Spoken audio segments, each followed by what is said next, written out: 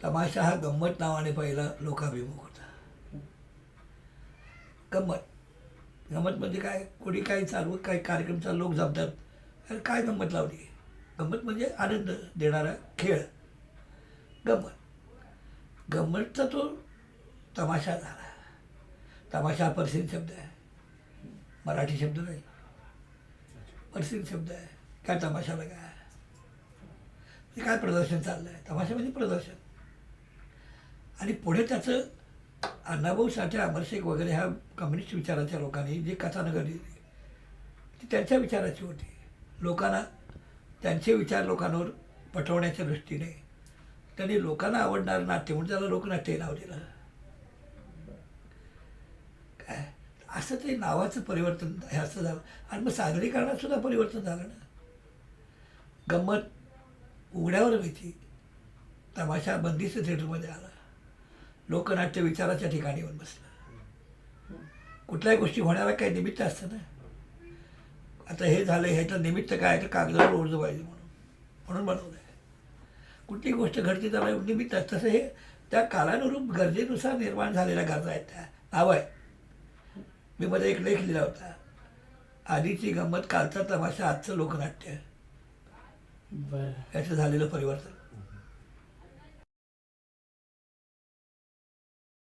तमाशा म्हटल्यानंतर एक पूर्ण भाग जो येतो तो गण, गवळण, बतावणी आणि वगनाट्य, 4 प्रकार येतात. मग त्याच्यामध्ये मग तुमची लावणी हा जो शब्द आहे हा सर्वांना लागू होतो. म्हणजे एकूण तो जो कार्यक्रमाचं स्वरूप मांडलं जातं त्याला लावणीच म्हणतात. लावणी म्हणजे आपण जसं शेतामध्ये बी पेरलं लावतो त्याला लावणी म्हणतात. तसं तमाशामध्ये त्याचे प्रकार करणं म्हणजे ते लावणं, त्याला लावणी म्हणतात. इथे काही लोकांनी त्याला विचित्र नावं दिली आहेत. सुंदर देखणी बाई म्हणजे लावण्यवती म्हणजे लावणी, असं नाही आहे. तमाशामध्ये गणपतीचं स्तवन होतं ते लावलं जातं, ती लावणी आहे.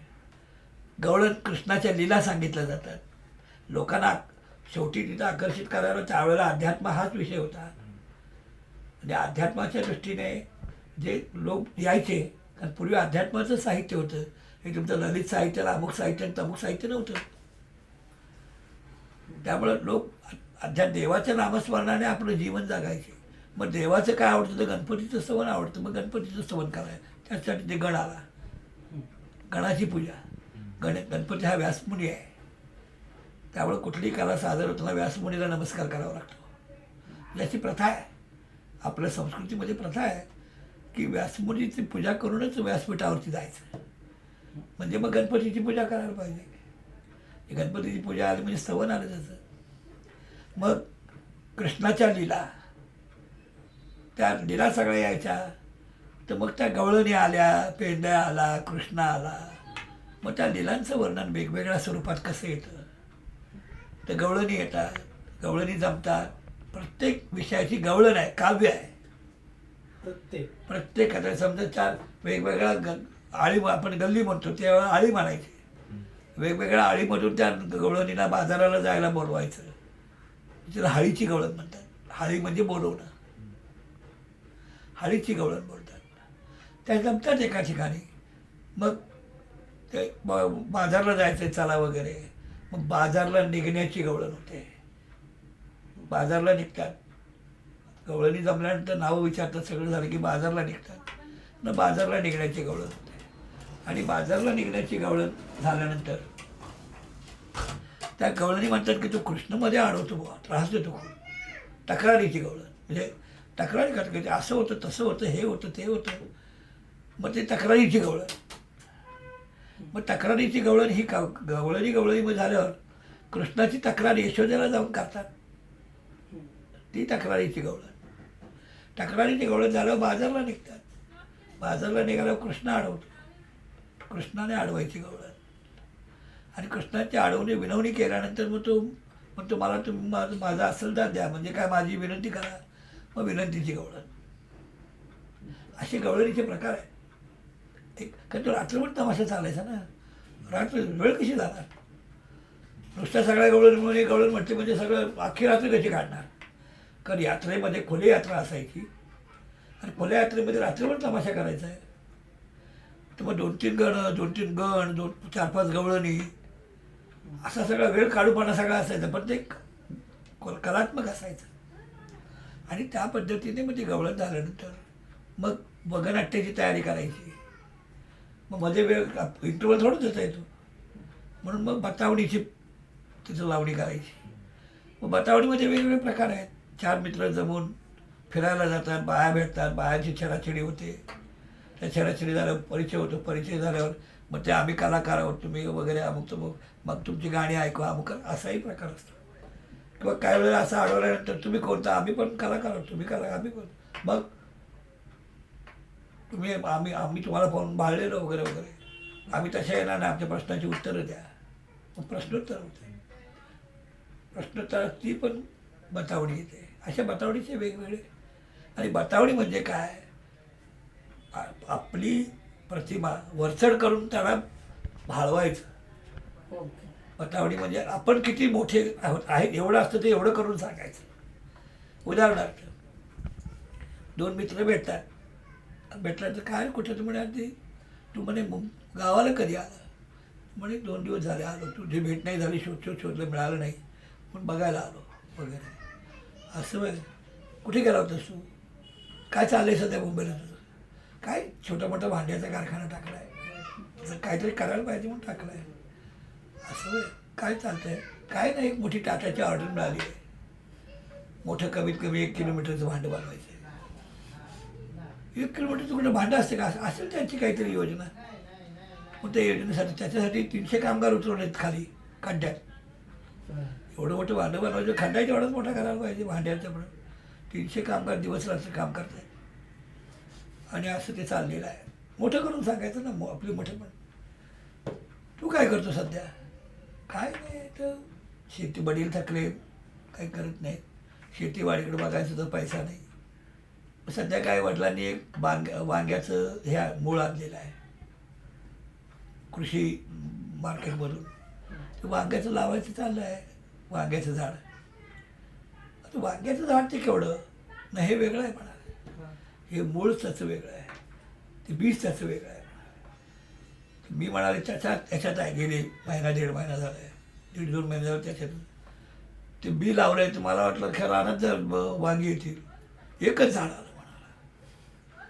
ते एवढं मोठं आहे की सकाळी सूर्य उगवला की तिची सावली अख्ख्या गावावर पडते म्हणाले. ते झाडाची एवढं मोठं गाव आहे, एवढं मोठं झाड आहे, काय सांगू तुला.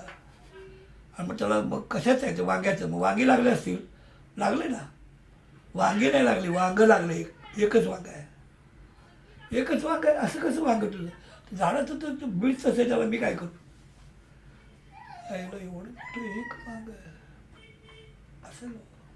मग आता काय सांग पुढं, काय नाही, आता त्या वांग्याचं काय करायचं, एवढं मोठं वांगं घेणार कोण. मिळालं की नाही, मिळालं हो. अहो वांगी 50 वांगे आणून भाजी बनवण्यापेक्षा एक वांगं घेतलं की एकदम भाजी सगळी तयार होती. असं तर माणूस आहे, ते मला वैशिष्ट्य एक आहे. दर 10 दिवसाला एक वांगं होते, ते एक काढले गेलं की 10 दिवसात दुसरं वांग, 10 दिवस ती भाजी पुरती म्हणे. आणि पण ते शिजवतात कसं, तोच त्याच्यासमोर मोठा प्रश्न पडला आहे, शिजवायचं कसं. मग पुढं काय मार्ग काढला, तू बनवलेल्या भांड्यात तर ते बस शिजवणार ते म्हणाले. अशी बतावणी. हे समोरच्या माणसाला बोलया करण्यात मी किती मोठा आहे अशा पद्धतीची बतावणी हा शब्द त्यामुळे त्याला खरं नाव रंगबाजी आहे. हा एक प्रकारमध्ये असतो, एक अर्धा पाऊण तासाचा. आणि मग पुढं वग सुरू होतो. वग हा शब्दसुद्धा अपभ्रंशित आहे. वग हा शब्द मला आपल्या त्याच्यात कोशात कुठेच नाही. मग काय तो ओघ, ओघाने येणारं नाट्य. सहज पूर्वी काय असं स्क्रिप्ट लिखाण नव्हतं, संहिता लिखाण नव्हतं, इम्प्रोवाईज करायचं, ज्याने त्याने आपापल्या भूमिका रंगवायच्या.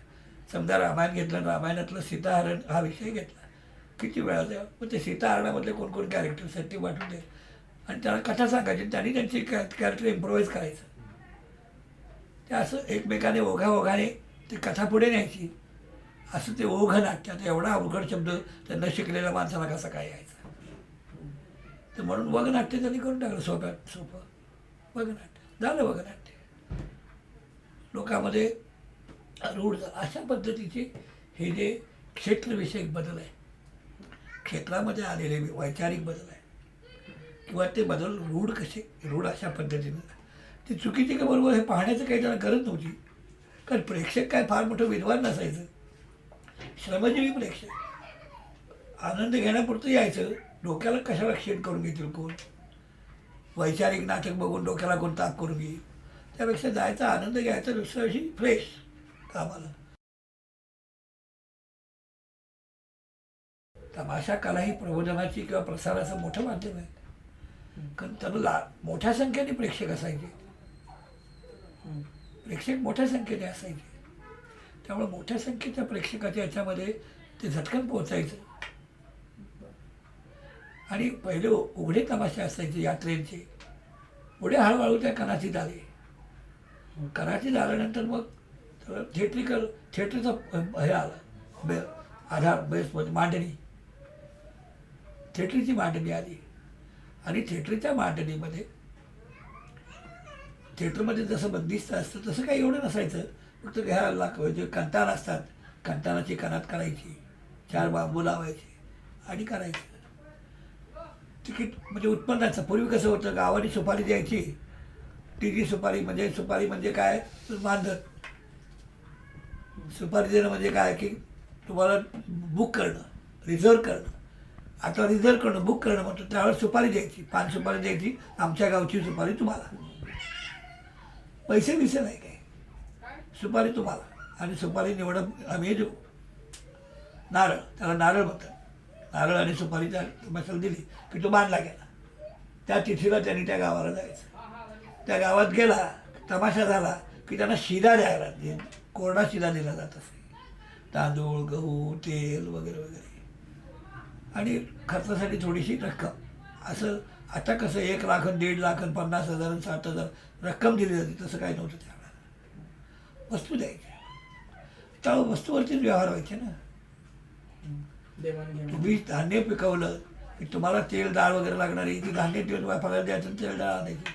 हा व्यवहार होता, पैशाचा व्यवहार नव्हता. तर अशा स्वरूपामध्ये त्यावेळेस सुद्धा यांचं देवाणघेवाण असंच असायचं. आणि प्रवास बैलगाडीतून.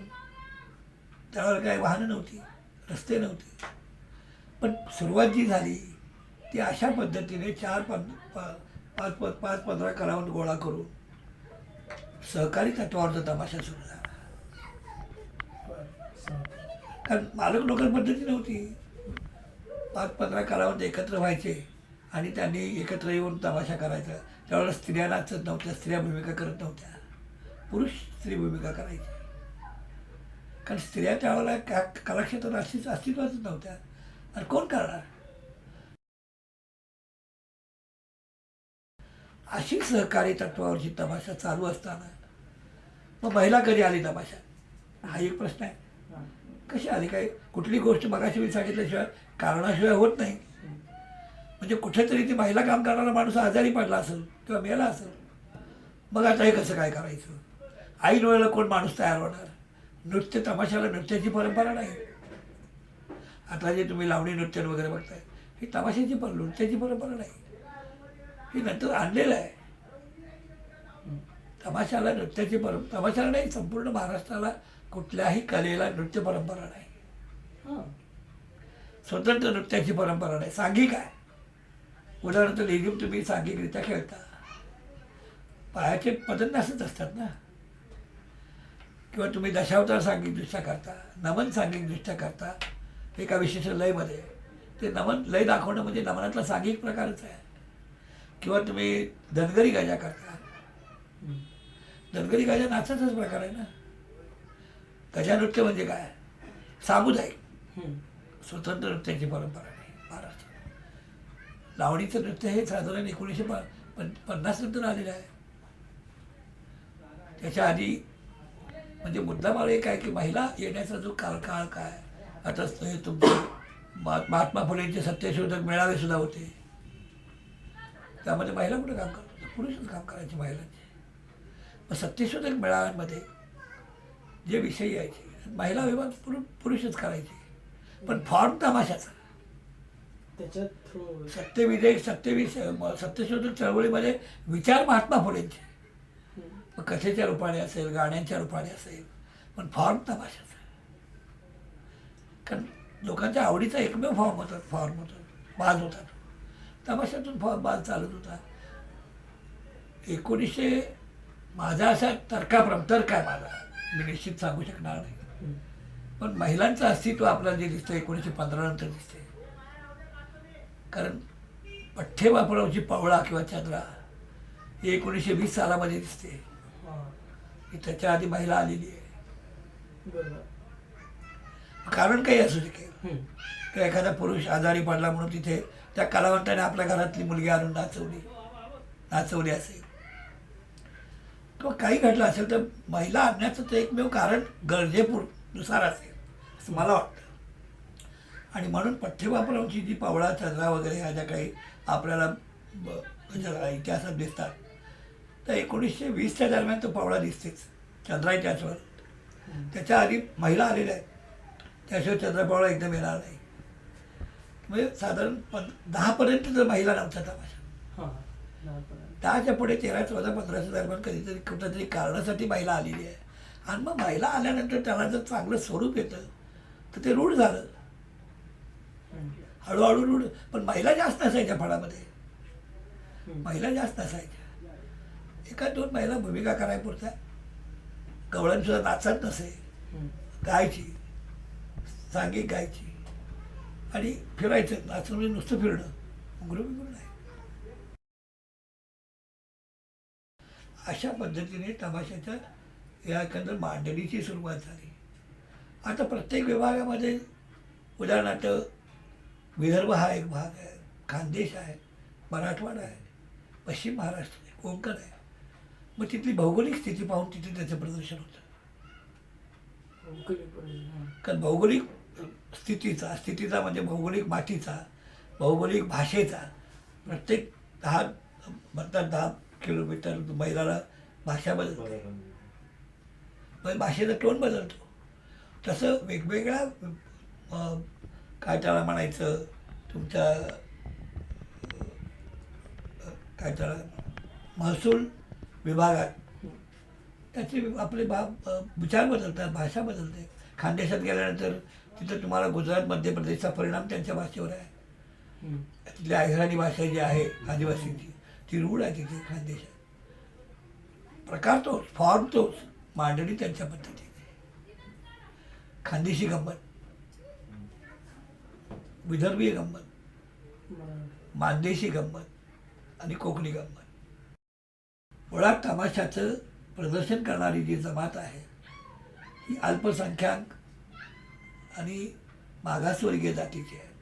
का वेशी बाहेरच्या लोकांनी ते करायचं, वेशीच्या आतल्या लोकांनी करायचं नाही. वेशीच्या आतल्या लोकांचे वेगळे उद्योग असायचे, व्यवहार असायचे, ते कलाक्षेत्रात नसायचे. मग भटकी जमात किंवा मागासवर्गीय जमात, जे गावाबाहेर गावगाड्याच्या बाहेरचे राहणारे, गावातली स्वच्छतेची याची त्याची कामं करणारे, त्याला गावात स्थान नाही. अशा लोकांना दुसरं माध्यम काय, आर्थिक उत्पन्न नाही काय, पण माध्यम धान्य पदार्थ मिळण्याचं माध्यम काय, तर तमाशा करायचा. तमाशाची गावाला वर्षातून करमणूक करायची, की त्यांचं वर्षभर चालण्याचा खाण्या उद्योगाचा प्रकार गाव शिदा वाटपातून करायचे. मग आजूबाजूला मग सुपाऱ्या मिळायच्या त्याला, त्या सुपाऱ्यातून येईल ते त्यांचं सगळ्यांचं वर्षभर चालायचं.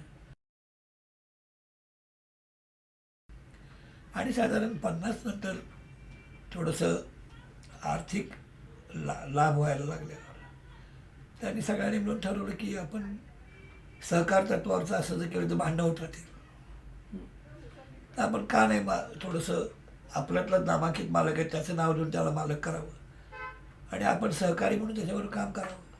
आणि हे विचार त्या दरम्यान जे व्यवस्थापक आणले होते 50च्या दरम्यान, जे 45-50च्या दरम्यान जे त्या फळाची व्यवस्था करायला व्यवस्थापक आणले होते, त्यांनीही त्या लोकांच्या डोक्यात ही गोष्ट भरवली. आणि असं केल्याने असं का होईल, काय होईल वगैरे जरा त्यांना केल्यामुळे मग ते तयार झाले. आणि 1956 पासून मला असं दिसतं आहे की मालक नोकर पद्धती चालेल. त्याच्यात आणली. पण तुकाराम खेडकर हा तमाशा फडाचा मालक झाला, किंवा भाऊबाप्पू माग नारायणगावकर मालक झाले, बाकीचे कलावंत दत्तोबा तांबे शिरोलीकर हे तमाशा फडाचे मालक झाले, बाकीचे कलावंत सोबत द्यायला. मग त्याला पगार आला, सॅलरी आली. कारण पूर्वी कसं होतं, मिळेल ते सगळ्यांनी सारखं वाटून घ्यायचं, ते फार भरपूर मिळेल असंही नाही काय. पण त्यांनी असेच त्यांना समजूत घातली त्या मॅनेजर लोकांनी, व्यवस्थापक लोकांनी, किंवा तुम्हाला 1 महिन्याचा ठराविक पगार मिळेल. त्या काळामध्ये 50 रुपये, 25 रुपये, 40 रुपये फार होते. महिना तुम्हाला मिळेल, तुम्हाला काय अडचण आहे, 8 महिने सतत पगार मिळेल. पावसाळ्यात असेल तर पावसाळ्यात आपण विचार करू पुढे. त्याने मान्य केलं की चला काहीच न मिळण्यापेक्षा इतकेमान घर तर चालेल. पण कलावंतांनी ते मान्य करून मालक नोकर पद्धती आली. आला प्रश्न भांडवलाचा. भांडवल काय बँका आहे ना, काय भांडवल झालं कारण त्यांच्याकडे बँकेकडे ठेवायला काय गहाण ठेवायला काही वस्तू नाहीत ना. मग ठेकेदार असायचे कार्यक्रम घेणारे, त्या ठेकेदाराकडून ॲडव्हान्स रक्कम घ्यायची, त्यांना काही यात्रांचे कार्यक्रम द्यायचे आणि ते त्या कलावंतांना पावसाळ्यामध्ये खर्चासाठी उचल म्हणून द्यायचे. 4 महिने ते घरी बसून खातील. आणि मग पुढे दिवाळीला तमाशा सुरू झाला, मग त्यांच्या पगारातून हळूहळू ते पैसे कमी करून रिकवर करायचे. अशा पद्धतीने ते व्यवहार झाल्यानंतर ते रूढ झालं. पण याच्यात प्रभावी मॅनेजर नावाची व्यवस्था झाली. तो मालकाच्या जास्त जवळीक असलेला आणि कलावंतांशी मालक काय सतत संपर्क साधणारा नाही तो. अशा पद्धतीने व्यवहार करता करता व्यावहारिकदृष्ट्या कलावंत रोडावत चालले. म्हणजे आर्थिकदृष्ट्या फडमालकसुद्धा मॅनेजरच्या नावाने मालक झाला. मॅनेजर लोक आर्थिक व्यवहारामध्ये गोंधळ करायला, कोणालाही ते शिकलेले नाहीत, कळत नव्हतं. हा झाला व्यावहारिक दृष्टिकोनातून व्यावसायिक तमाशा उभा राहण्याचा. पण कलात्मकदृष्ट्या काय बदल झाला का, हा सगळ्यात महत्त्वाचा मुद्दा आहे. की तुम्हाला आर्थिक स्थैर्य मिळण्याच्या दृष्टीने हा विचार झाला. पण सहकार तत्त्वावर जाऊन मालक नोकर पद्धतीमध्ये आल्यावर कलात्मक बदल आले का? कलात्मक बदल काय आले तर पूर्वी कसं होतं, गॅसच्या बत्त्या होत्या, वरच्या टाकीच्या गॅसच्या बत्त्या असायच्या. मग छोटे छोटे जनरेटर आले, कारण सगळ्या गावात काय तेव्हा लाईट नव्हती. छोटे छोटे जनरेटर आल्यामुळे स्टेजपुरची लाईट. पूर्वी माईक नसायचे, पण शेवटच्या माणसापर्यंत आवाज सवय होती कलावंतांना. पण लाईट आल्यावरती पुढे पुढे हळूहळू माईक आले. माईक आल्यानंतर माईक पुरतंच बोलायचं सवय झाली कलावंतांना. त्यामुळं आकांत करून शेवटच्या माणसापर्यंत बोलण्याची जी सवय होती ती हळूहळू कमी झाली. कलावंतांमध्ये जे काही निष्क्रियता आली, ह्या बदलामधली जी निष्क्रियता आली ती ही आली की लाईटची सवय झाली. पूर्वी गॅसच्या बत्त्यावरती ते मेकअप भडप करायचे, लोकांपर्यंत चेहरा जायचा.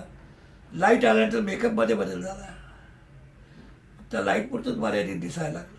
हे तंत्रामध्ये कलावंतांची स्वाभाविक गुणवत्ता घालवली. स्वाभाविक गुणवत्ता आपण जी म्हणतो ना, अभिनयाची असेल, संवादाची असेल, वेगवेगळ्या मोमेंट्सची असेल, ह्या स्वाभाविक गुणवत्ता हरवल्या तांत्रिक वस्तू येण्याने. आणि ते सहज त्यांना वाटायला लागलं, बरं झालं, श्रम नाही जीवाला, फक्त मेकअप करणं एवढं श्रम आहे आणि कपडे घालणं. आणि त्या दृष्टिकोनातून कलावंत स्वतःच्या फिजिकली निष्क्रिय होत चालले. त्यामुळं कलेवरती त्यांचं जे एकंदर काय म्हणायचं आपलं जे वकूफ होता किंवा कला सादर करण्याची जी ताकद होती ती हळूहळू निष्क्रिय होत चालली, कमकुवत होत चालली. आणि मग पगारापुरतंच काम करायचं, काय पगाराच्या पुढे जास्त मिळत नाही, ही त्यांच्यामध्ये मानसिकता लावली. त्याचा परिणाम काय झाला, आर्ट फॉर्म वरती गुणवत्ता, कलात्मक गुणवत्ता मांडण्यावरती त्याचा परिणाम झाला. की मिळतंय तेवढंच करायचं म्हटल्यावर लोकांना जे भरपूर मिळायचं ते मर्यादित झालं. ते मर्यादित झाल्यानंतर तो आनंद गेला लोकांचा, भरपूर आनंद घेण्याचा जो भाग होता तो लोप पावला. हळूहळू लोप पावला म्हणजे या लोकांनी ते न दिल्यामुळे लोक त्या आनंदापासून वंचित झाले. आणि वंचित झाल्यामुळे त्या गुणवत्तेवर त्याचा परिणाम आला. एकंदर त्या सादरीकरणातल्या एकूण प्रकारावर त्याचा परिणाम आला. आणि परिवर्तनामधून काही चांगलं निघायच्या ऐवजी हे असं निष्क्रियतेचा भाग त्याच्यामधून कलावंतांच्या वर्तणुकीमधून सादरीकरणामधून दिसायला लागला. कथा वेगवेगळ्या यायला, सामाजिक कथा यायला लागल्या. पूर्वी कसं असायच्या पौराणिक आपला आध्यात्मिक कथा गेल्यानंतर पौराणिक कथा यायला लागल्या. मग पांडवांची वगनाट्य आली, रामायणाचे वगनाट्य आले, हरिश्चंद्राचे वगनाट्य म्हणजे देवदिकांचे वगनाट्य आले. ते गेल्यानंतर पौराणिक म्हणजे झाले. त्यानंतर ऐतिहासिक वगनाट्य म्हणजे त्यावेळच्या ऐतिहासिक कथा शिवाजी महाराजांच्या असतील, आणखी कोणाकोणाच्या बाजीप्रभू अमुक तमुक त्या आल्या. ग्रामीण लोकांना आकर्षित करणारे विषय असायचे, कारण शेवटी लोक यायला पाहिजे हा महत्त्वाचा मुद्दा. मग ड्रेस आले. साध्या कपड्यावरती राजा असायचा ना. मग राजा कसा ओळखायचा, प्रधान कसा ओळखायचा, सगळे साध्या कपड्यावर. तर राजाला तुरा असायचा, प्रधानाला एवढंसं काहीतरी असायचं. तो प्रधान फेटा बांधून मी या, तू सांगायचं मी ह्या देशाचा प्रधान. मग लोकांना समजायचं हा प्रधान आहे. मी या देशाचा राजा, माझ्या अमुक पुत्र आहेत, अमुक पुत्र आहेत, हे आहेत. मग लोकांना समजायचा राजा. मग ते संपूर्ण कथानक राजा म्हणून त्याला लोकांनी समजायचं. म्हणजे ज्याला आपण काय म्हणायचं, इम्प्रोवाईज करणं हा जो भाग असायचा की ते त्याच्यात बदल जो घडतो तो लोकांना सहज कळेल अशा स्वरूपातून तो करायचा. मग लोक समजायचे नाही हा राजा आहे, हा प्रधान आहे, हा सेनापती आहे, हा अमुक. प्रत्यक्षात पण सगळे साधे कपडे, सिव्हिल ड्रेस. तर राजा असेल तो जरीचा पट्टा असायचा, प्रधान असेल तो दुसरा, त्याची एक आयडेंटिटी असायची त्याच्यावर ओळखायचा हा प्रधान, राजा, सेवक वगैरे वगैरे वगैरे. ही राणी, ही नर्तकी, त्यांच्या ते वेशभूषेवरून ओळखायची. जे वेशभूषा आली म्हणजे कसं एक एक गोष्ट एकेकाला लागून आली. वेशभूषा आल्यावर लोक आता पिढी बदलते तर 10 वर्षांनी. बदललेल्या पिढीपुढे नवीन माध्यमं येत असतात. मग तमाशातही नवीन माध्यमं येणार स्वाभाविक आहे. मग कथा आली. पूर्वी इम्प्रोवाईज करायचे, आता कथा आली म्हणजे ते मालक नोकर पद्धतीमध्ये कोणी मेहनत करायची. पण तालीम आली. तालमीमध्ये तू द्रौपदी होतो, कृष्ण होतो, अमुक होतो, दुर्योधन हो वगैरे. मग त्यांनी ते तेवढंच बोलायचं मोजकं आलं नाटकासारखं. त्यांनी इम्प्रोवाईज नाही करायचं. खेळायचं थोडंफार इकडे तिकडे, पण त्या कथेच्या रोलप्रमाणे करायचं. म्हणजे कथानकातले भूमिका आल्या, म्हणजे बदल कसे होत गेले या सगळ्या सादरीकरणात. अशा पद्धतीने बदल होत पुढे पुढे कलाची गेल्या, इलेक्ट्रिकचे दिवे आले. मग आता प्रवासाचा प्रश्न आहे. वाहन आलं. पहिलं वाहन भाऊ बाप्पू मागाने आणलं, बाजारगाडी. त्यांनी बस घेतली. त्यांनी बस घेतल्यानंतर तुम्हाला तांबेने ट्रक घेतला. आणि मग ह्यांना वाहनाची सुरुवात साधारण माझ्या माहितीप्रमाणे 54-55 दरम्यान झाली सुरू. कारण शेवटी कार्यक्रमाची संख्या वाढली. संख्या वाढल्यानंतर अंतर वाढले. अंतर वाढल्यावर पोचायचा तर प्रश्न आहेच ना. गाडीशिवाय, वाहनाशिवाय नाही. बैलगाडीने केव्हा पोहोचणार. वाहन आलं आणि वाहनाबरोबर तर सगळं आलं. मग पुढे जाऊन मालक नोकर पद्धती आल्यानंतर प्रेक्षकांच्या अपेक्षा वाढल्या, प्रेक्षक वाढले. आणि प्रेक्षक वाढलेल्या याच्यामध्ये पुढे जाऊन कनात आली, कापडाची कनात. गेट आला, सुशोभित गेट. पूर्वी दरवाजा हा प्रकार नव्हता, पण देखला पाहिजे. मग त्याच्यावर अमुक अमुक तुकाराम खेडकर लोकनाट्य तमाशा मंडळ, अमुक अमुक अमुक अमुक अमुक असे नावाचे गेट आले. गेटला लाईटिंग आली. म्हणजे वेगवेगळे प्रकार काल सापत्य बदल होत गेला. त्याच्यामधून प्रेक्षकांना आकर्षित करण्याच्या दृष्टीने पुढे जाऊन कलात्मक गुणवत्तेपेक्षा हे जे सगळे प्रकार आले की स्टेज गेटवरती आकर्षित लाईट, अमुक अमुक अनाऊन्समेंटमधून लोकांना भरपूर काय ते काय सांगायचं, ते लोकांनी गर्दी केली पाहिजे. आणि मग पुढे इकडे पुढचे जाऊन तुमचे पडदे आले. मग महाल कुठला तर महाल पडदा, राजाचा दरबार कुठला तर महाल पडदा, रस्त्यावर आले म्हणजे रस्ता पडदा, जंगलातून चालले म्हणजे जंगल पडदा. पूर्वी कसं होतं ते लोकांनी समजायचं